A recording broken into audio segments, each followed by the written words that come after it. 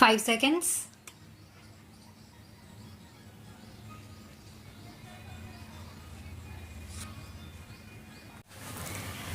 I should like now to make a few observations on the budget.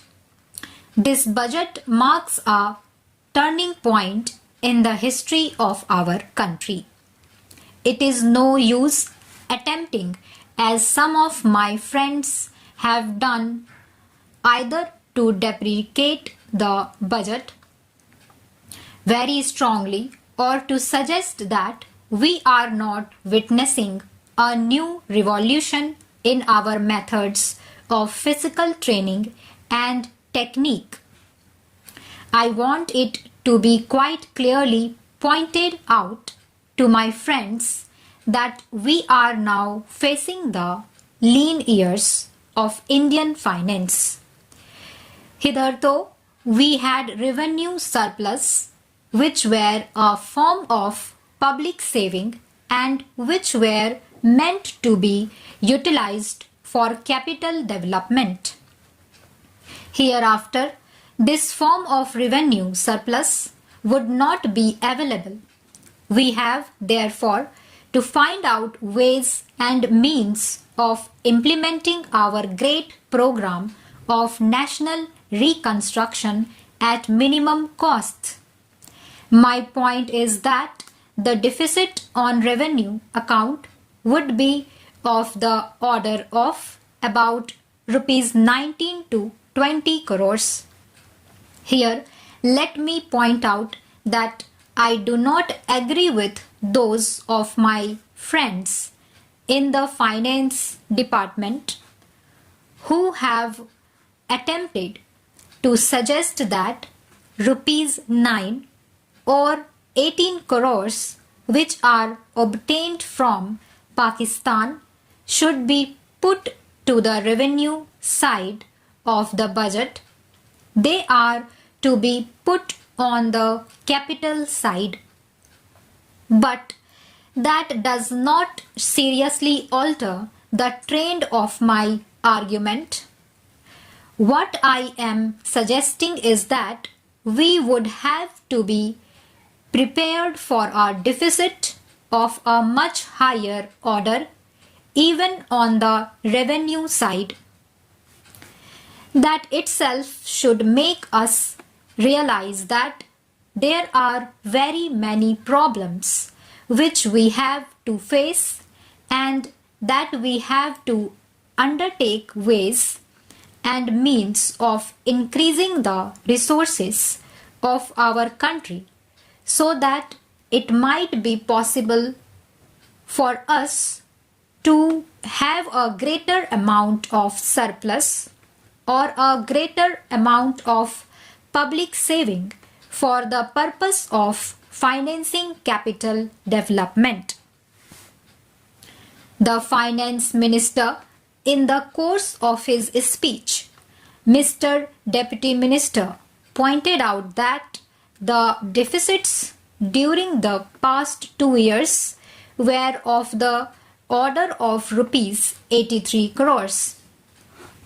I venture humbly to disagree with him because I feel that when we are talking of deficits, we must take into account the overall deficit incurred by the central government, and that would be of the order of rupees 200 crores.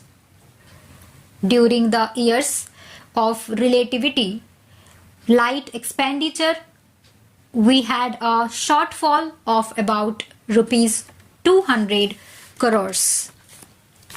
Undoubtedly, now when we are going to have a very great amount of expenditure, we might have a greater amount of deficit and we would have to find out ways and means of trying to meet our capital expenditure. Some members have pointed out that deficit financing is good. Others have pointed out that it is poison.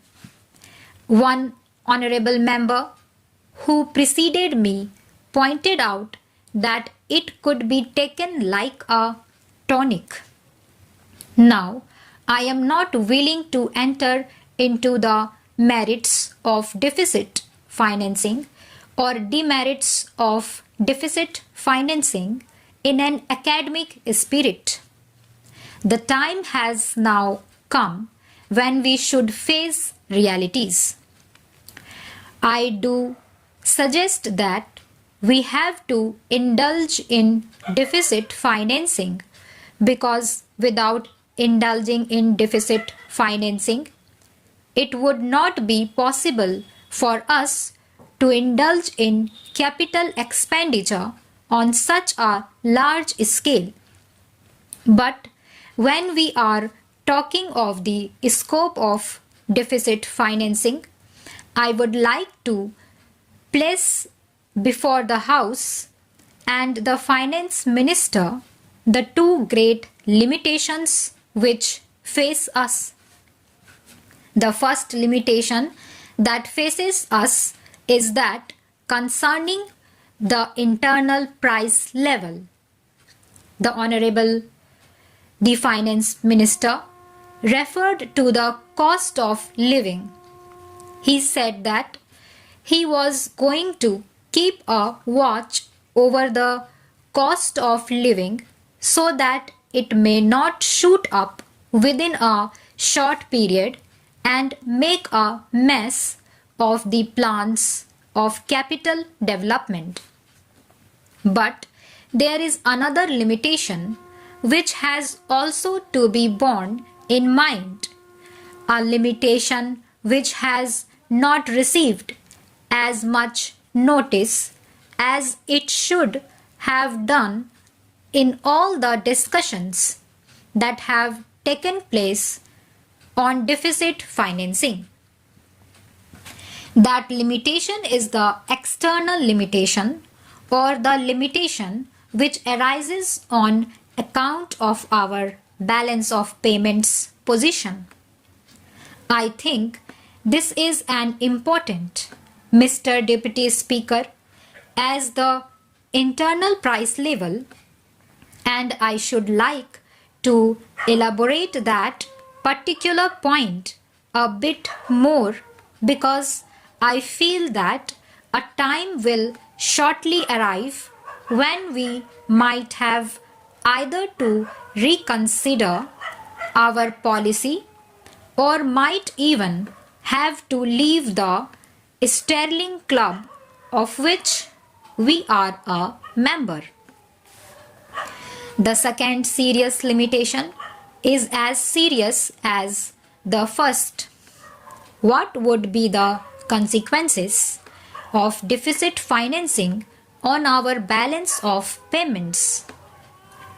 The Finance Minister, in his budget speech, points out that so far as the balance of payments position is concerned, they have now, whether it is by accident or design, a favorable balance, and they have contributed about rupees 63 crores to the dollar pool during the past 6 months.